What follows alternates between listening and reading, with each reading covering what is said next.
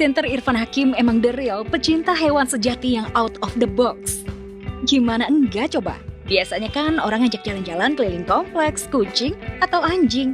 Nah, Irfan ngajak salah satu sapi jumbo peliharaannya yang bernama si Kelentang-Kelentung keliling kampung di dekat rumah tinggalnya di Bekasi, Jawa Barat. Out of the box-nya lagi tuh, Irfan ngajak jalan-jalan si Kelentang-Kelentung bukan ditarik pakai tali, tapi ditunggangin kayak kuda.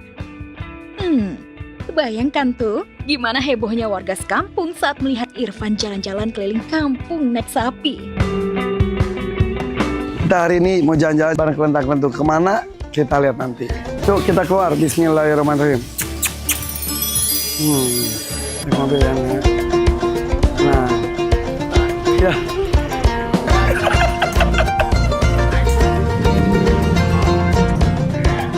Balik lagi.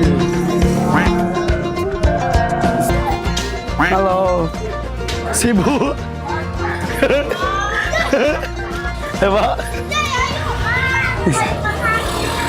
Siap, Bu. Gue kemarin nyobain naik sapi keliling komplek. Biasa kan di depan rumah gue doang, kanan kiri. Udah gitu, yaudah coba deh keluar keliling komplek. Nah pas itu pas jam makan siang, pas adzan zuhur juga, udah mau sholat, tiba-tiba ada warteg.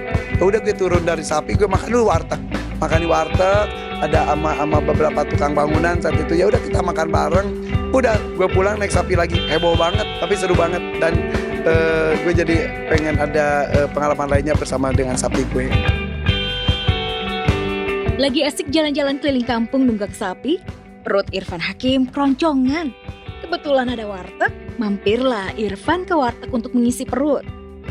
Selesai makan di warteg, Irfan Hakim mentraktir abang kuli bangunan yang sama-sama lagi makan di warteg. Duduh, ketiban rezeki nomplok gak tuh si abang? Ditraktir artis papan atas.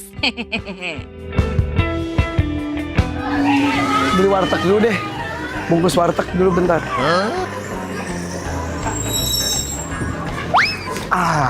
Tunggu ya. Guys, beli warteg dulu guys. Makan. Ini touchscreen loh guys. Ini pakai mie. Nih, udah sama telur 1. Nah, makan dulu guys, udah. Ini bayarin saya aja. 200 cukup nggak? Cukup ya? Nih, bayarin sama gue ya. Ya. Malu, nggak ada gue mah kata gengsi. Ya udah, santai aja. Yang penting sehat, bersih juga gue mah nomor 2 sebetulnya. Yang penting enak. Iya, kecintaan Irfan Hakim sama aneka jenis satwa emang gak perlu diragukan lagi. Sebelum sama sapi, Irfan Hakim juga pernah bikin heboh gara-gara ngajak jalan-jalan hewan alpakanya dan belanja di minimarket. Banyaknya koleksi hewan peliharaan Irfan Hakim ternyata membuat banyak orang, khususnya anak-anak, ingin berkunjung ke rumahnya. Apalagi Irfan juga punya aviari pribadi. Selain Cipung dan Zehan, aviari Irfan juga dikunjungi anak-anak TK. Banyak orang itu kadang-kadang datang ke rumah gue gini, aviarinya udah buka belum? Ini bukan tempat umum. Dan semua orang juga, ini benar buat pribadi. Iya buat pribadi, dan emang itu tuh gue buat dinikmati aja sendiri. Nah tapi makin kesini tuh orang-orang tuh pada pengen datang, dan kita buka aja sekalian. Ngomongin tim kita juga, nggak semuanya diterima juga, ada yang harus sama visi misi dari sekolahnya juga. Jadi tidak hanya sekedar liburan, ini adalah pusat edukasi juga. Jadi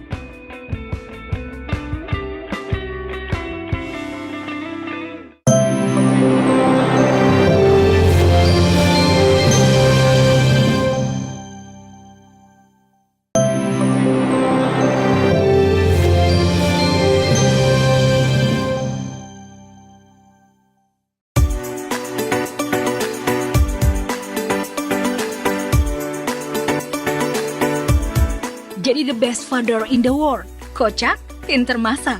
Ya, itulah Ayah Ojat. Ayah dari penyanyi dangdut Ayu Ting Ting ini selain terkenal karena kekocakannya gegara kerap kali nyablak, Ayah Ojat juga ternyata jago banget kalau soal masak.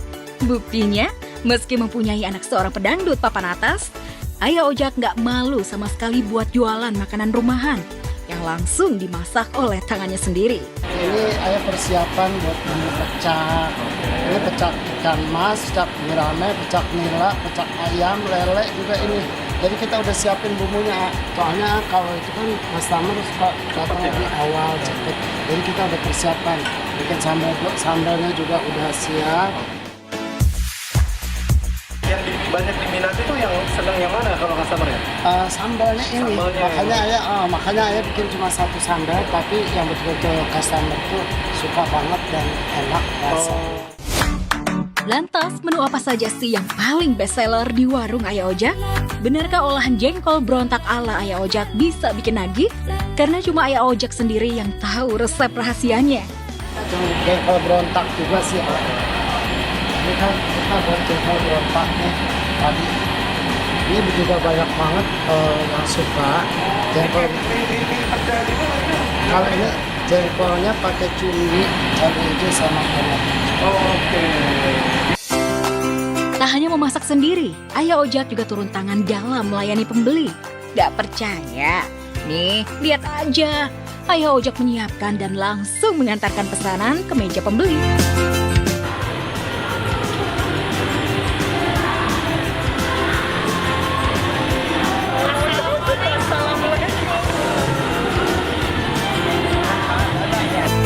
Dikenal ramah, Ayah Ojak juga welcome banget Desi Obsesi.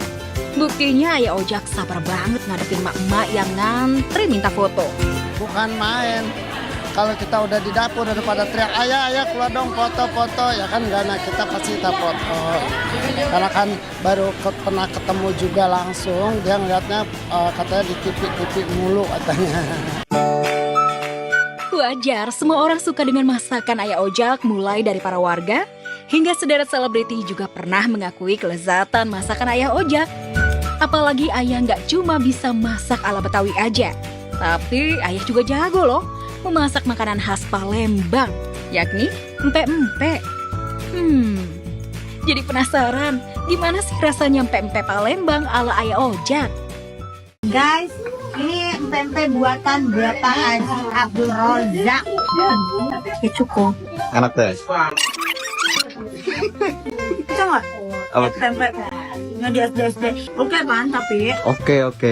untuk PSD enak makannya panas-panas. Kalau mau panas makan dari sini. Itu udah dibikinin, dah alhamdulillah.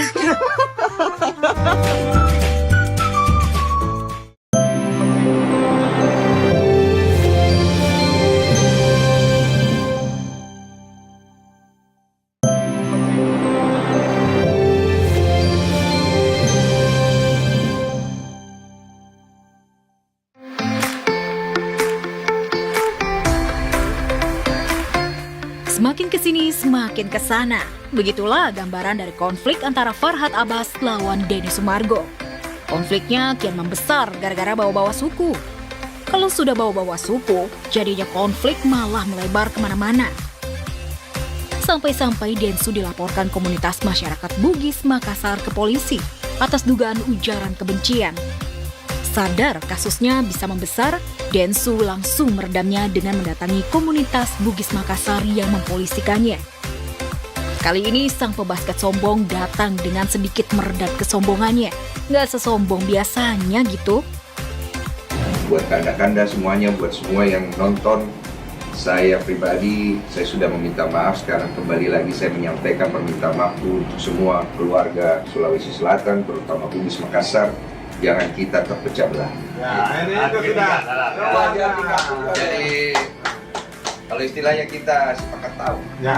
Betul. Jadi apa yang terjadi itu kan sudah bisa diredam dengan baik, dan menurut saya ini yang kita cari kan, kedamaian di negara NKRI ini.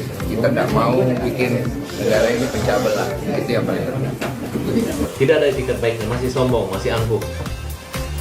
Ya, maafnya pun masih begini. Waduh, sepertinya Farhad nggak terkesan dengan langkah Densu. Itu jadi pertanda kalau Farhad nggak bakal mencabut laporannya terhadap Densu di Polres Metro Jakarta Selatan. Sepertinya Farhad merasa di atas angin nih.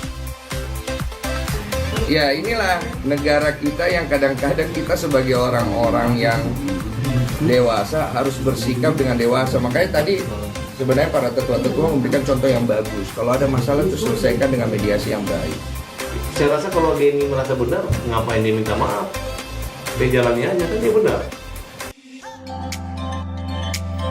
Farhad lagi jual mahal nih sepertinya. Apa Farhad kepingin didatengin Densu juga sambil nunduk-nunduk minta maaf? Gitu maksudnya. Tetapi apa iya si pebasket sombong mau merendahkan dirinya di depan Farhad?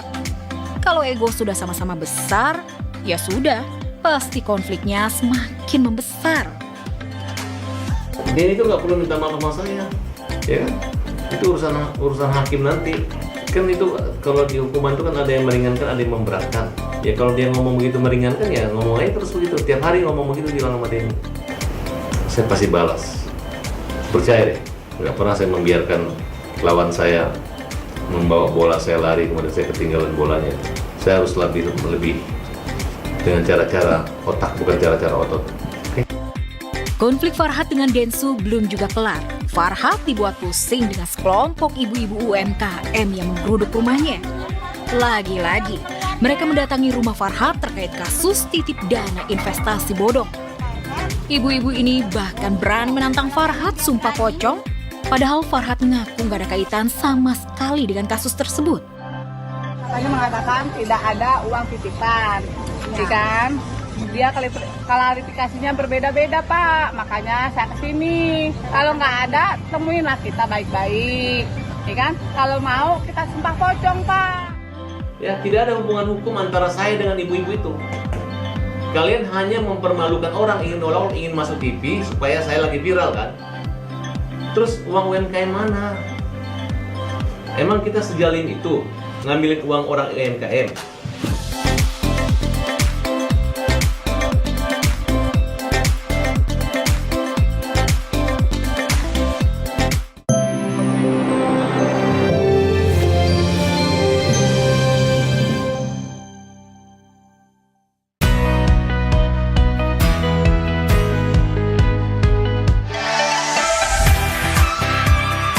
Belum genap sepekan menjadi seorang istri perwira polisi alias pengantin baru, Feby Rastanti bikin kaget banyak orang lantaran langsung bekerja. Yap, tanpa ditemani sang suami Derajat Jumantara, Feby menghadiri gala premier film terbarunya di berbagai tempat. Namun meski harus bekerja daripada honeymoon, kayaknya Feby enjoy aja ya besok obsesi. Tapi kalau dilihat-lihat nih, setelah berstatus sebagai ibu bayangkari, penampilan Feby agak berubah menjadi lebih dewasa ya. So, seperti apa sih sebenarnya kehidupan Feby pasca menikah?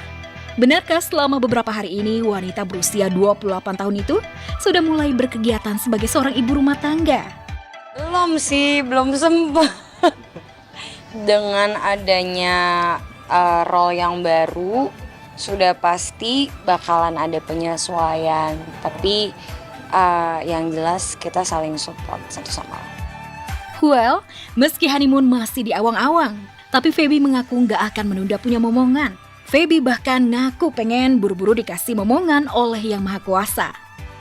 Sedikasihnya aja sama Allah Subhanahu wa Ta'ala.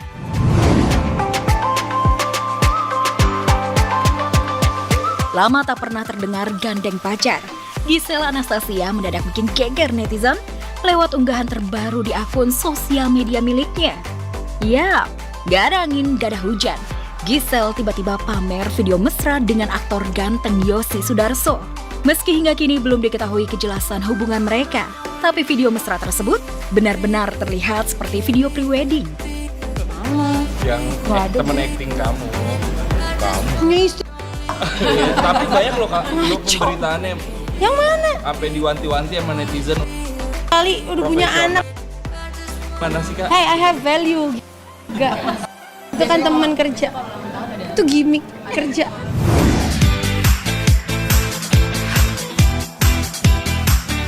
Sementara Giselle lagi mesra-mesraan sama cowok lain, Gading Martin justru diketahui lagi healing ke Danau Toba bersama geng motornya The Dudas -1.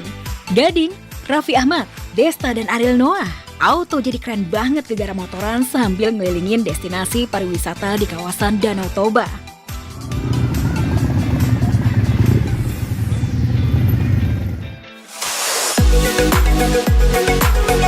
Eits, tunggu dulu. Kalau The Dudas -1 keren di kamera-kamera orang, di kamera bapak satu ini, The Dudas -1 malah kelihatan bisa digapai. Kok bisa ya?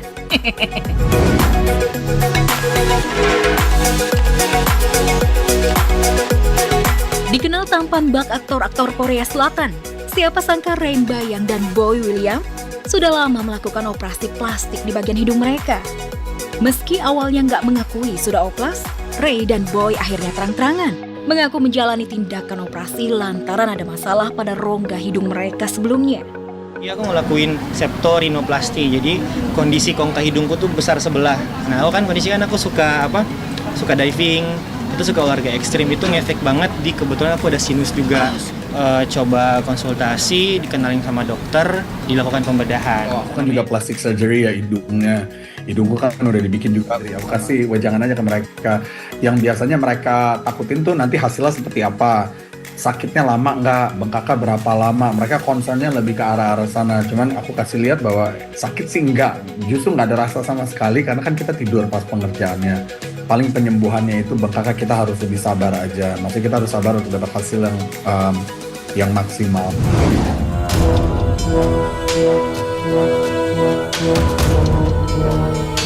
Meski sudah damai dan saling berbaikan, proses perceraian Tengku Dewi dan Andrew Andika ternyata tetap berjalan. Dewi bahkan masih kekeh untuk berpisah dari Andrew. Padahal saat hadir di pengadilan, keduanya sempat menarik perhatian lantaran pakai baju couple. Namun benarkah meski kekeh bercerai, Dewi sempat menangis di pengadilan? Jangan ngomongin nangis-nangis udah ya. Jangan diajak ngobrol yang melo-melo dong. Untuk bulanan sendiri. Iya, aku juga kaget juga. Aku kaget, Dewi sempat nangis juga. Terus aku tanya kenapa. Terus dia bilang, oh enggak apa-apa kok. Dia bilang kayak gitu. Iya, pasti kita bakalan tetap apapun yang terjadi sama kita, kita pasti bakalan tetap urus bareng sih.